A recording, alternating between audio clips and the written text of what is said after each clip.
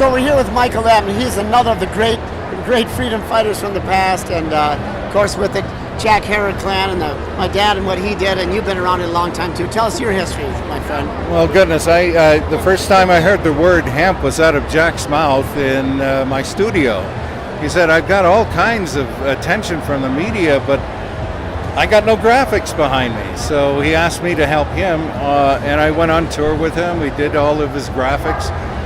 And we were arrested in South Carolina on October 31st, 2 in the morning.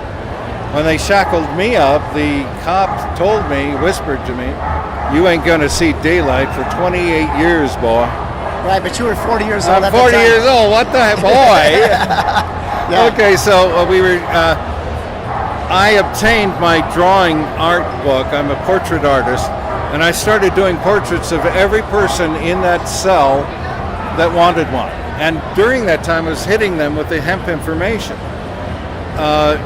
Second day, the guards were asking questions. Third day, they were asking intelligent questions. And on the fourth day, we were called into the jail administrator's office, who happened to be the PhD that you needed to get in contact about any naval U.S.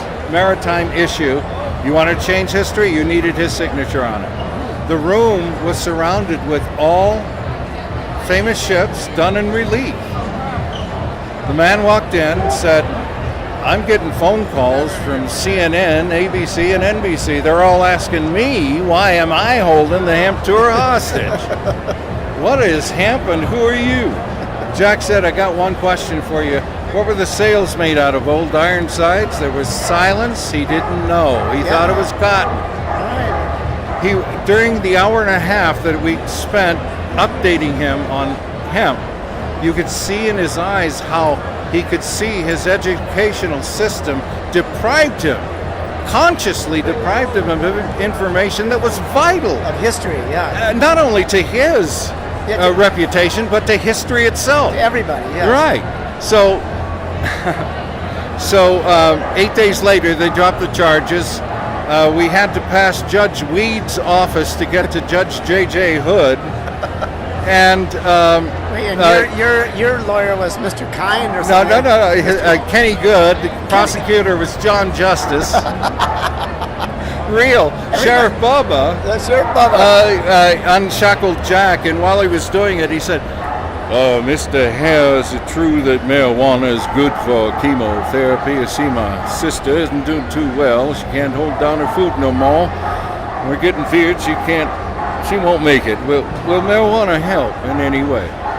Jack said, yes, it can. What you do is you get her stoned. Then you get her stoned. Then you get her so stoned she'll get the famous munchies. She'll get the will to live. You hear that, Judge? If anybody catches me with marijuana, you know it's for my sister. It's only for my sister. That's a wonderful story. And they dropped the charges, said, thank you very much for teaching us about medical marijuana, about hemp. We will never arrest anyone in the city limits of Winnsboro, South Carolina. That's excellent. Excellent. That's when it became a spiritual experience for me. Yes, sir.